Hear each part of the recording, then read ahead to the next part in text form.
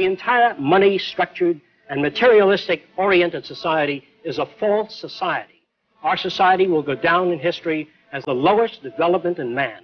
We have the brains, the know-how, the technology, and the feasibility to build an entirely new civilization.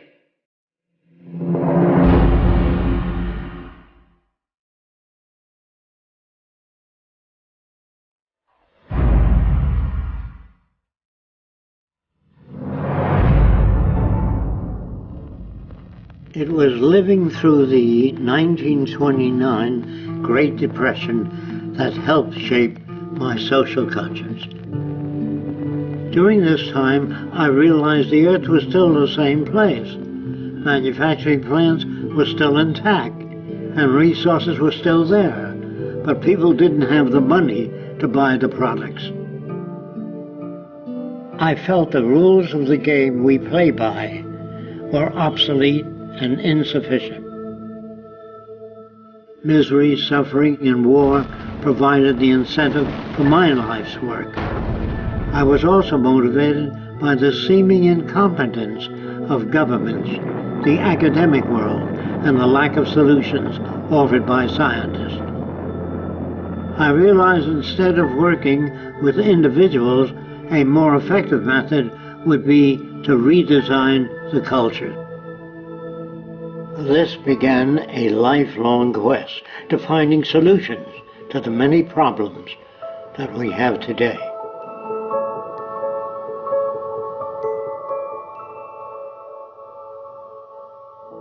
This presentation is a feasible plan for social change that works toward a peaceful and sustainable global civilization where human beings, technology, and nature coexist.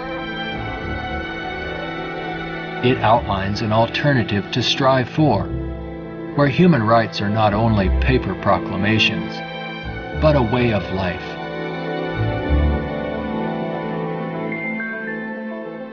It is called the Venus Project.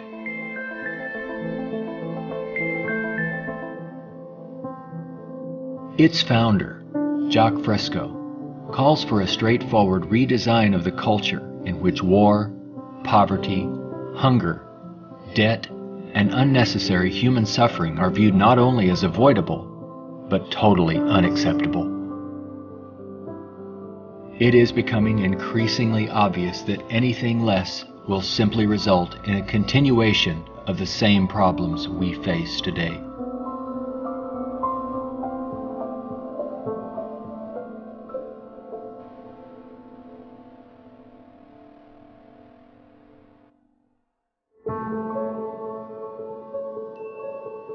The Venus Project's Research Center, constructed by Fresco and Roxanne Meadows, is located in Venus, Florida.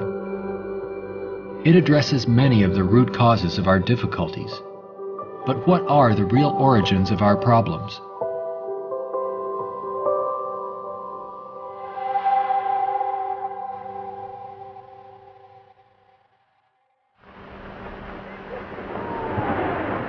At present, we are left with very few alternatives, since we're on a collision course of our own making.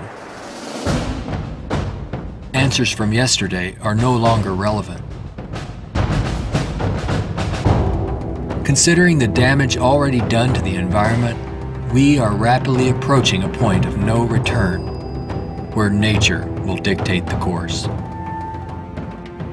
Either we continue as we have, with outmoded social customs and habits of thought, thereby threatening our future, or we apply a more appropriate set of values, relevant to a sustainable society, with more opportunity and freedoms.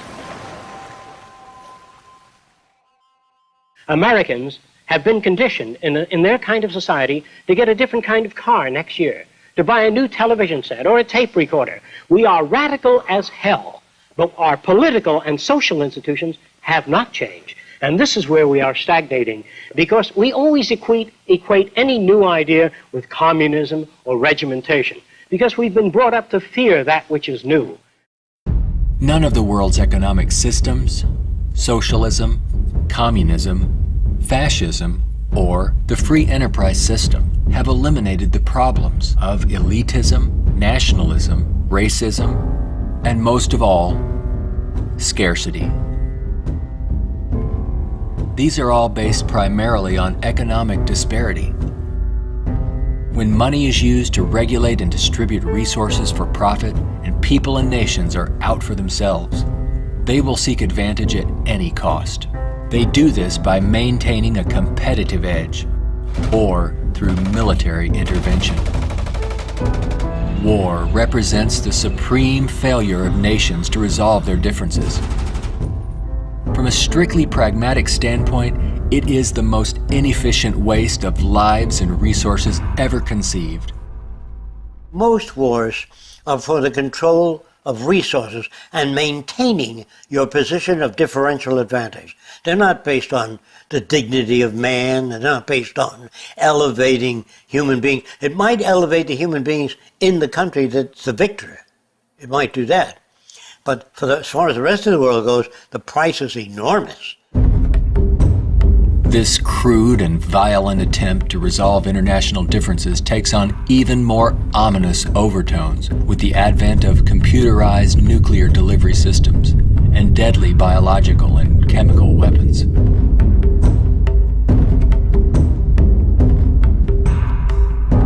Yet it is a windfall money-making opportunity for those who profit by the military-industrial complex. If the profit were taken out of wars, do you really believe we would have them? If they draft you into the army to serve this country, you put up your life for this country, they should draft all the war industries. Every cannon maker, machine gun maker, automobiles, jeeps, warships, all drafted, so that on the same basis of pay as the army. Then it's real. But if you make millions selling warships, machine guns to the army, then it's corrupt. I would, if I had my way, if we had millions of men in the army, I'd send them to school to become problem solvers, how to get along with other nations. That's what we have to do, not kill. When soldiers are just killing machines, they're trained to kill. I would train them to be able to go to Mexico and bridge the difference, and go to the Arab world, see if they can bridge the difference. So bring them all together, all the nations. War is not the only form of violence imposed upon people. There is also hunger, poverty, homelessness, and unemployment. The acceptance of these conditions as expressive of human nature is a myth used to keep things as they are.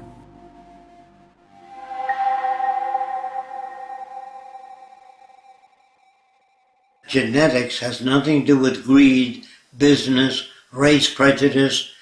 All of the operant systems in any society are part of your education, the books you read, the role models you follow, and the people you admire. The genes have nothing to do except with the color of your eyes, the shape of your nose, perhaps inherited features.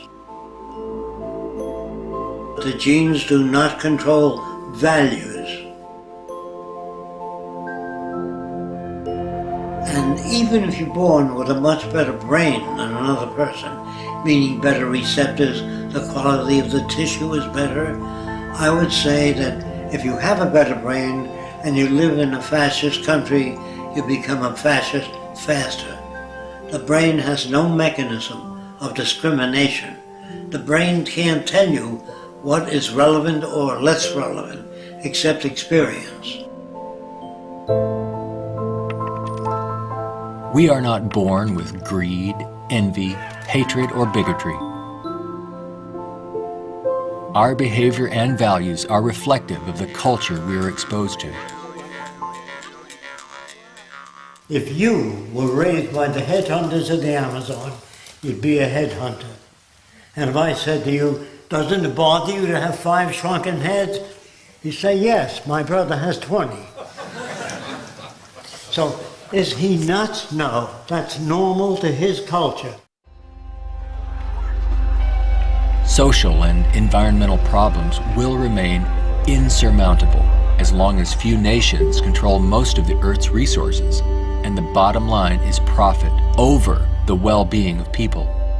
Putting profit first results in unnecessary suffering and aberrant behavior prevalent today.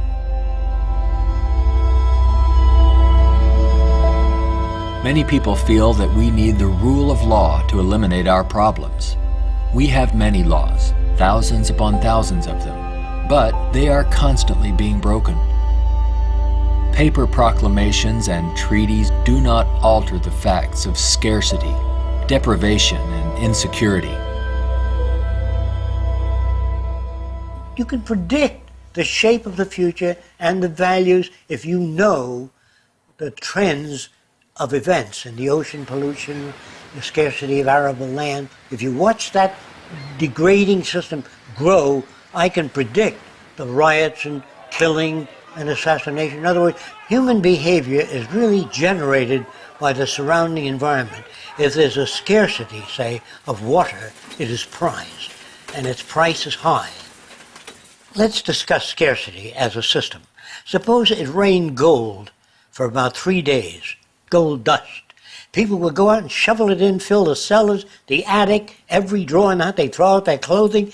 If the rain kept up for a year, so the gold was all over the place, people would sweep it out of the house, take their rings off, throw them away, and so human behavior undergoes change to that condition.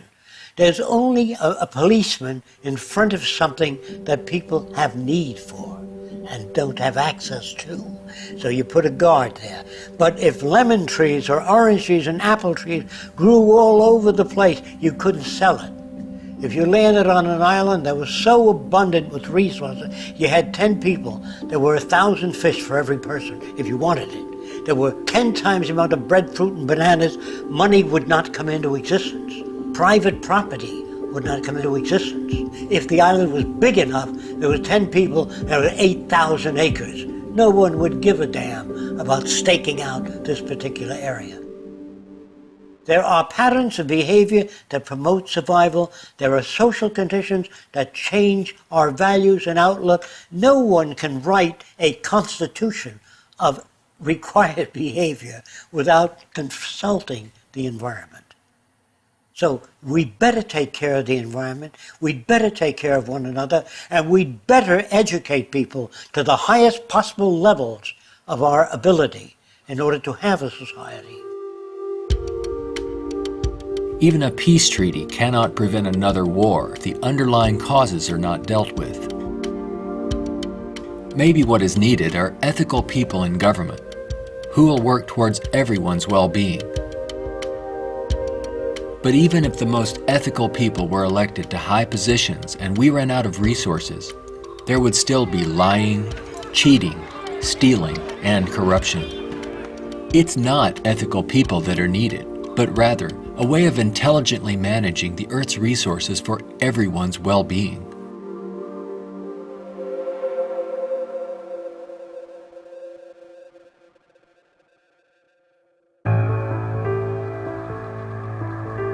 Let's examine our social arrangements further.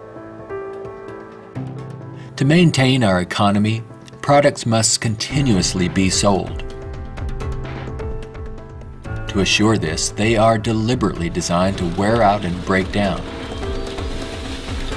Maybe you've noticed this usually happens right after the warranty expires. This corrupt practice is referred to as planned obsolescence, which is the conscious withdrawal of efficiency. Innovators go through the finest schools and then are required to design things that wear out and break down right on schedule. This results in a tremendous waste of resources and energy. We are plundering the planet for profits. If you think about it, it isn't a job people want, but access to what their paycheck will bring. Money does not represent anything real, and there's no gold, silver, or resource to back it up. You can't eat money or build a house of it. It's not even related to our real capacity to produce goods and services on this planet. The monetary system has been handed down from centuries ago, and we continue to use it without questions.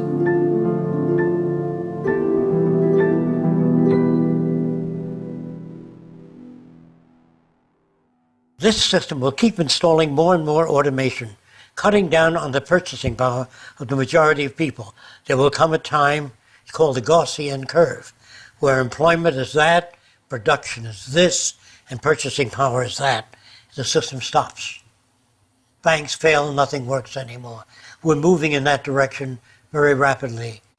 We have finally gotten to a place in 2011 where it's becoming obvious that the machine has beaten the man. We're incredibly productive with far fewer people. We are more productive. We are more productive as an economy than ever before. An iPad app we can do need more less than workers. 4 people. Just that there are fewer jobs. The jobs that do exist now can have lower wages because of obvious reasons. A lot of people looking for a small number of jobs. The wages go down. That has huge impacts on the middle class and ripples out from there. We're moving towards social collapse. I think this is going to happen all over the world, not just here. And it doesn't require the overthrow of the government. It just requires that you let it alone. It'll overthrow itself. If you control the media, you can calm people down. But if the majority keeps getting laid off, they don't have purchasing power, the system collapses. It doesn't work anymore. They invade. It's already happening. This country is already insoluble. They're going to have difficulty with national security, paying pension people. They've spent far beyond what they already have. Now, all they can do now is create debt, borrow more and more money from banks. We also want to show you a rather grim sign of our times. It's not far from here in Midtown Manhattan. The national debt has grown too large for the national debt clock. It went up back in 1989 when the nation's debt was less than $3 trillion. The debt has been piling up so fast lately they had to drop the dollar sign to make room for an extra digit as the number turned over to more than $10 trillion now and counting every second. A whole new clock with 2 extra spaces will go up next year. The federal government is not allowed to print money. It's not allowed to lend money or get in the banking business. That is a privilege for bankers only. So what the government has to do if they want to build an air force, say, of 2,000 planes a month, they have to borrow money from a private lending institution, sign the dotted line, and if the war is lost or failed, the burden falls on the public to pay off that debt.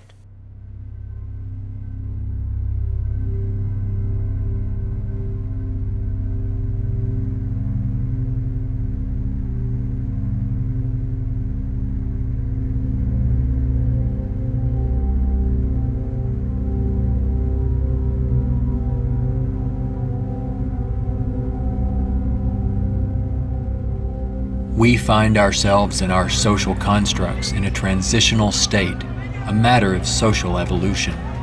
If we want to make it through these turbulent times, we must be able to adapt to change. All things change, including our social systems. Albert Einstein stated, "We cannot solve problems by using the same kind of thinking we used when we created them." Earth is still abundant with resources.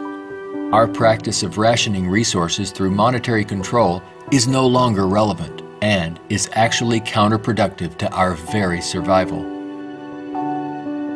Today, we have highly advanced technologies, but our social and economic system has not kept up with our technological capabilities, which could otherwise easily create a world of abundance for all, free of servitude and debt. How can this be possible? There is not enough money to feed or house all people on this planet, let alone accomplish these more ambitious ends. But Earth has more than enough resources to meet the needs of all people, but only if managed intelligently.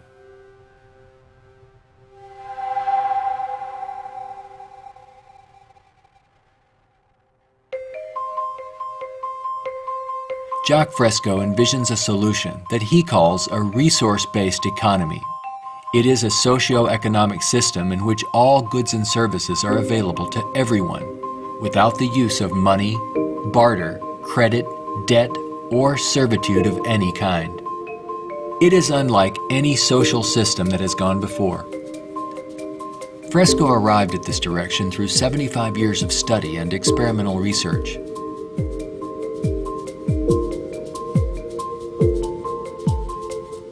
A resource-based economy operates on the basis of available resources and makes those resources available to every human being on earth, free of charge, without a price tag. So we have today more than enough resources to build a far more advanced society. I'm not talking about limited handouts so that people just get by. I'm talking about a very advanced civilization. We have the resources, we have the technology, all we have to do is apply it. One of the main aspects of the Venus Project is to eliminate scarcity. This is where the technology comes into play.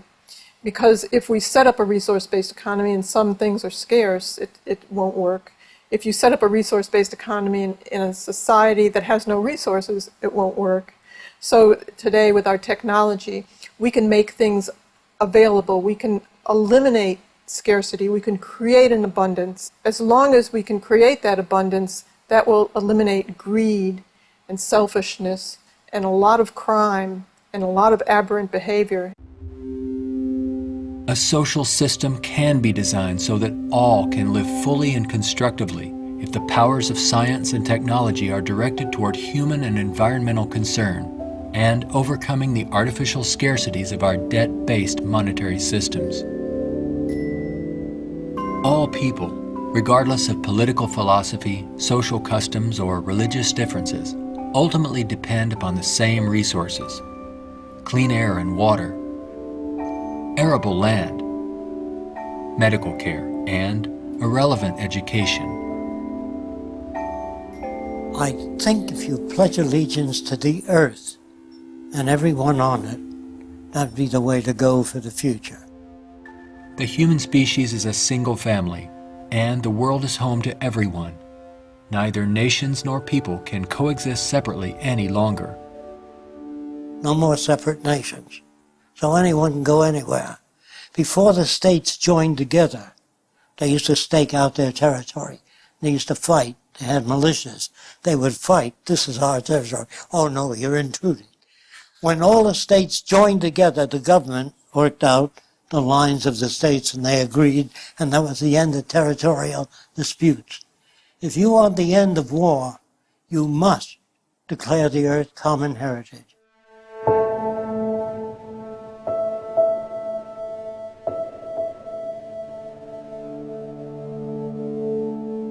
This has nothing to do with those who want to form an elite world order with themselves and large corporations in control and the rest of the world subservient to them. On the contrary, a global resource-based economy enables all people to reach their highest potential, where they can thrive and grow in a society that works in their behalf, a society that protects and preserves the environment as well, one that understands that we are part of nature, not separate from it.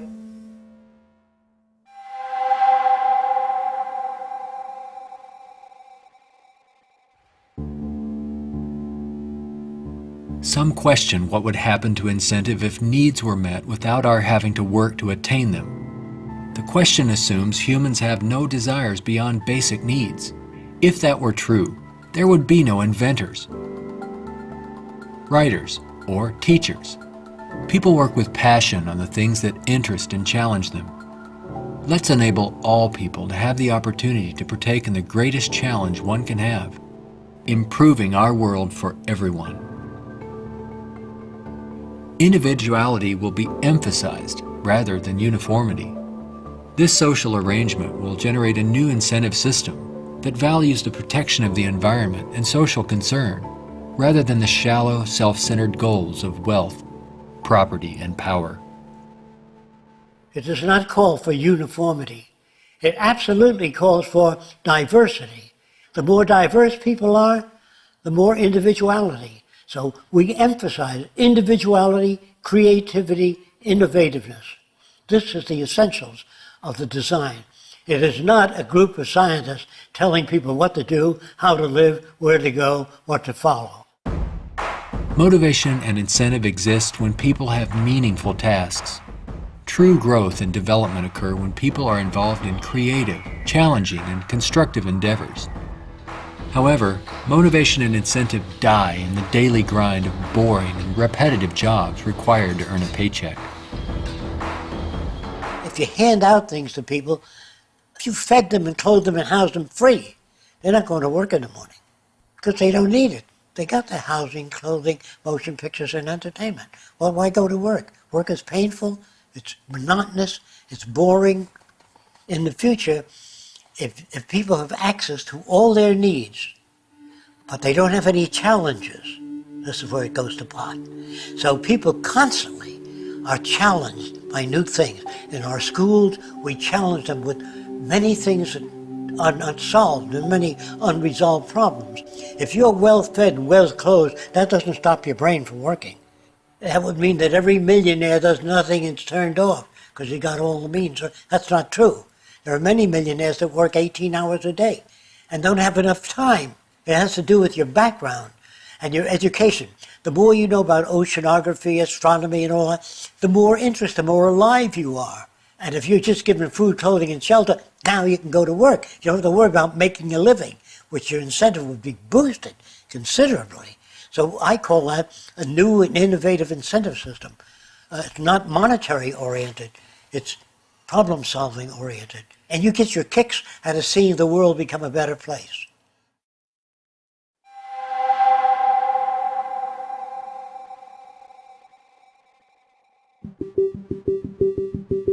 How can we use our technology wisely so that there is more than enough for everyone?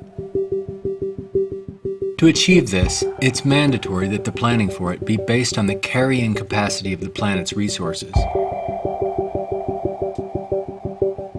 Our entire infrastructure must be redesigned and operated as coherent, integrated total systems. This means we must consider our entire global community as one unit that includes everyone and plan accordingly. Only in this way can we use our technology to overcome resource shortages, provide universal abundance, and protect the environment. Therefore, a global survey is first needed to assess exactly what we have. This would inventory our physical resources, personnel, production centers, and the needs of people. This enables us to determine the amount of goods and services needed. For instance, where is the arable land to grow crops? How many people are in various locations? And what is the state of their health? This would determine where hospitals are built and how many. If you try to do that today, ask for a global resource survey of all nations, they'd wonder, what are you trying to do that for? To find if we got enough resource to fight you in armaments and other things? They would be skeptical, hesitant to give that information. So I would say it wouldn't work in today's culture. But after the ideas are put forth and the reason for it and the advantages gained by all the nations, it would have to be specific advantages that they can understand in their terms. And if they agree, then the survey would be conducted. It's not my opinion or the opinion of anyone else would be used. It's the size of the population, the availability of resources, the carrying capacity of the earth that determines what is done and how fast things move. See, today it's done on a totally different basis. But in the future, it'll all be based on a form of dynamic equilibrium. That means operating everything at the highest potential without environmental neglect. The key to achieving abundance and a high standard of living for all is to automate as much as possible in the shortest period of time. But during the transition, we have to bring together the technological capabilities of people working with computers and working with technology and building and designing methods of delivering these resources and the necessary industrial plants to process the resources. Our problems and their solutions are technical, not political. Most problems can be solved when technology and the methods of science are used to serve all people, not just a select few. But what is it that you want? You have to ask yourself, I want to live in a world where I don't have to fear that my children will go into another war, where there'll be deprivation or problems or disease. Do you know how to build that kind of world? No, I don't. Well, how do you go about it? You call upon the various divisions of science, bring them together, and say, these are the problems we'd like to solve. A scientific government doesn't mean that scientists rule or control people. It means they have better means for building transportation systems, better means for cleaning the air. They have the best means for restoring the ocean that we know of to this day. Computers can serve the needs of everyone when cybernation is ultimately integrated into all aspects of this new and dynamic culture.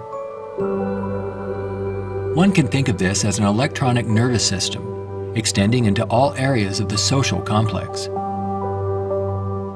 Their function would be to coordinate a balance between production and distribution, assuring there are no shortages or overruns. In this highly technical society, decisions are based on direct environmental, human, and industrial feedback. You can think of this as electrical sensors throughout the entire environment, from cities, factories, warehouses, distribution centers, transportation networks, all over the globe, gathering data for more appropriate decisions. The decisions are based on the needs of society rather than corporate or private interests. It is not automated technology or machines we should be wary of, but the abuse and misuse of technology by selfish interests. Remember, it is people who decide what ends the machines will serve. If technology does not liberate all people for the pursuit of higher aspirations and human achievement, then all its technological potential will be meaningless. You always do a positive and negative study before you engage in the actual reconstruction of an environment.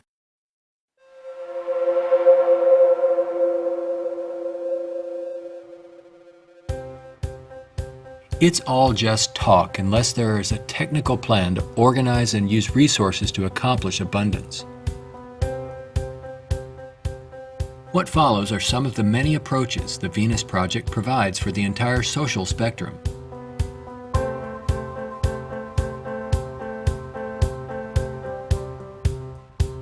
Today, more than half our population lives in cities that are polluted, dangerous, and waste energy.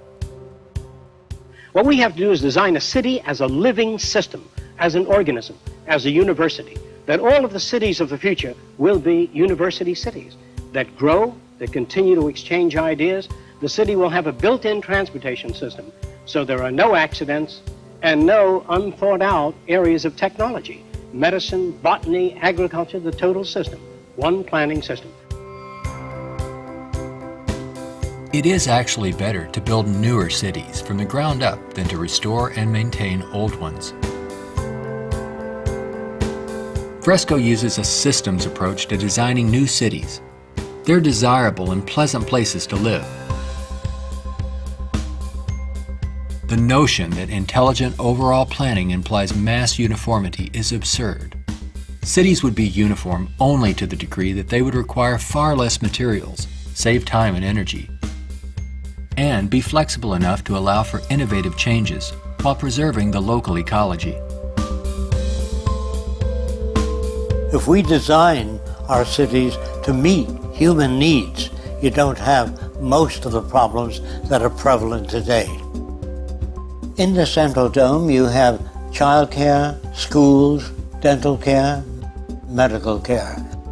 In the production and design of the cities, we work out 1/8 of the city system, and then we reproduce it instead of have architects design each building and each structure, which is a tremendous waste of energy and talent.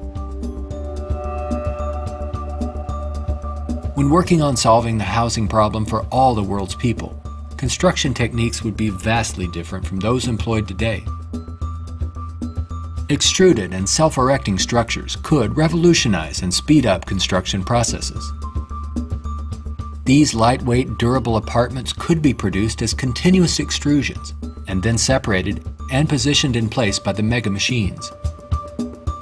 The outer shells of these efficient structures serve as photovoltaic generators and heat concentrators. You don't own anything in this society. Really, people don't want money. They want access to things when they want it.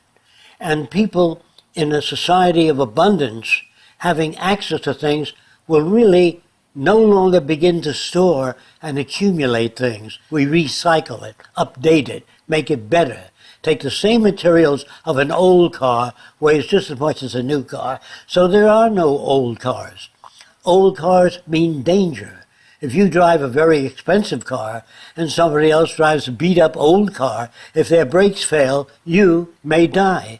We don't want any old cars on the highway. We don't want anything that breaks down. We don't want anything that takes looking after. In a resource-based economy, people may access whatever products they need without the burden of having to purchase, maintain, or insure their possessions. In this way, there is much more to go around for everyone, and products are always available when needed. Anything people may need is available in these outside access domes. Sculpturing materials, musical instruments, somewhat like the public library. They can go down and access a camera or a bicycle or a wristwatch. Anything that they need is available without a price tag. That would mean we must achieve a level of production that's so high that scarcity no longer exists. That will prevent almost all crime. So there's no way of segmenting or making this system just or equitable. We have to make a system that assures human rights. You know, when everybody has free access to goods and services, you don't have to fight for women's rights or black rights. It's an automatic in a society that's set up that way. You don't have to make laws, don't steal. It would bypass that behavior. Surrounding the central dome, you have the research centers. Centers that do work that's relevant to the sustainability of the entire community. As we move away from the research centers, we come to the recreational area, which has tennis courts and all of the games that people require.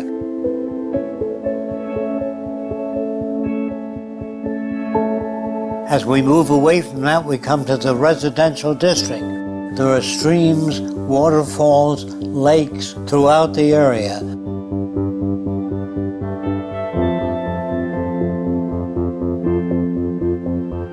We could provide a wide range of unique homes and apartments that can be relatively maintenance-free, fireproof, and virtually impervious to adverse weather conditions.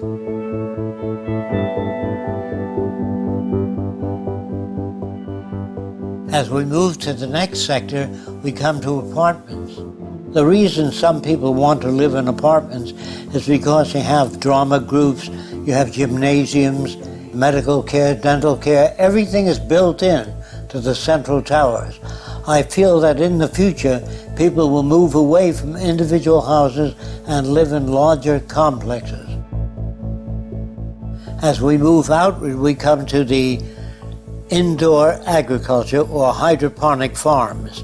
Then there's also outdoor agriculture. The city would use the best of clean technology in harmony with nature, such as wind, solar, geothermal, heat concentrators, piezoelectric, wave, temperature differentials, ocean thermal vents, and much more. A major development for generating energy in the future could be the construction of a land bridge or tunnel across the Bering Strait. These underwater structures convert a portion of the ocean currents through turbines to generate clean sources of power. By using these sources of energy, we could power the Earth on clean energy and enable all people to enjoy a very high standard of living for thousands of years to come. There's no need for the use of polluting hydrocarbons any longer. Pollution will be a thing of the past. All transportation will be integrated into a worldwide transportation system. Transportation within cities will be by transveyors. City-to-city travel will be by monorail.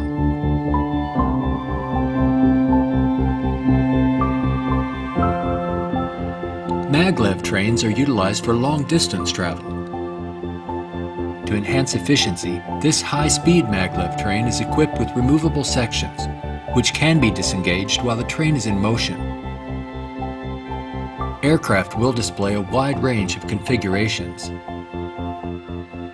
These VTOL aircraft, or vertical takeoff and landing, are used to transport passengers and freight. The priority is safety rather than saving money or dealing with the lowest bidder. This modular freighter consists of detachable sections that can be rapidly loaded or unloaded. The number of sections varies depending on the amount of freight to be delivered. When all the sections are connected, they can be propelled as a single unit.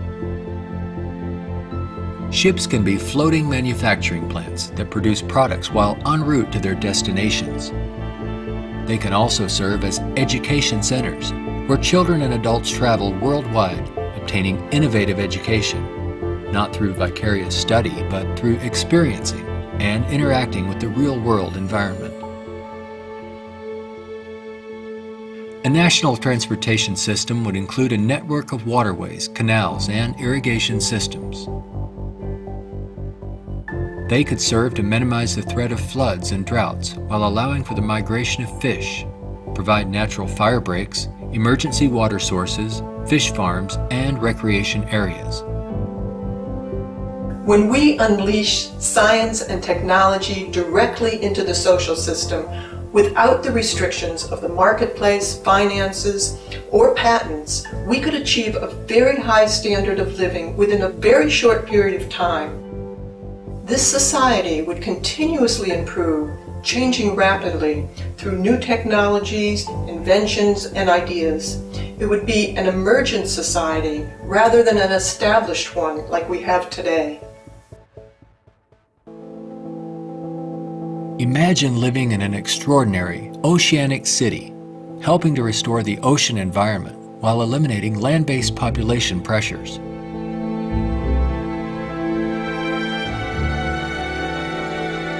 These cities in the sea may serve as universities and research centers where students study marine sciences. They could be used for ocean farming, mariculture, and mining, while maintaining a dynamic balance in the oceanographic environment. Self-sufficient cities in the sea vary in design depending on their location and function. This undersea observation station permits people to view marine life in its natural habitat. These mariculture and sea farming systems cultivate and raise fish along with other forms of marine life to help meet the nutritional needs of the world's people. These structures would permit the free flow of water throughout. Using technology in this way would make it possible for a global society to achieve social advancement and worldwide reconstruction in the shortest time possible. Utopia, if it's ever established, will die, will stagnate.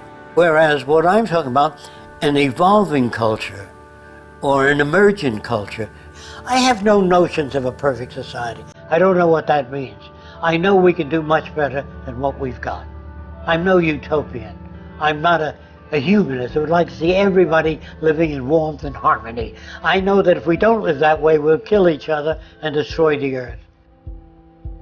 This new lifestyle, while providing leisure and recreation, would also enhance knowledge and creativity for everyone. The measure of success would be the fulfillment of one's personal interest rather than the acquisition of wealth and self-centered goals. A resource-based economy would not only change our environment to make it clean, efficient, and enjoyable, but it would introduce a new value system appropriate to the direction and aims of the new innovative approach. With education and resources made available, there would be no limit to the human potential. Everyone will have the freedom to pursue whatever constructive field of endeavor he or she chooses, without the economic limitations that we face today. We are now at a time when decisions must be made if we wish to evolve from our present culture of scarcity, waste, and environmental destruction to a sustainable society of ecological concern and abundance. A nation without a vision of what the future can be is bound to repeat past errors over and over again. If we say dishonestly that man is the highest form of evolution which you get in the school, man destroys the oceans, the fish, the atmosphere, one another, and man flies over a city, presses a button, and burns everybody in the city with nuclear weapons. Is he the highest creation of nature? Not yet, in my opinion. We've got a long way to go. We could either develop paradise on earth or oblivion, wipe ourselves out. Only the future will tell. It's what you do to make the future. We can create a world where war and want are distant memories. When all of science and technology are used within a global resource-based economy for the protection of the environment and the well-being of all, only then will we understand what it means to be truly civilized.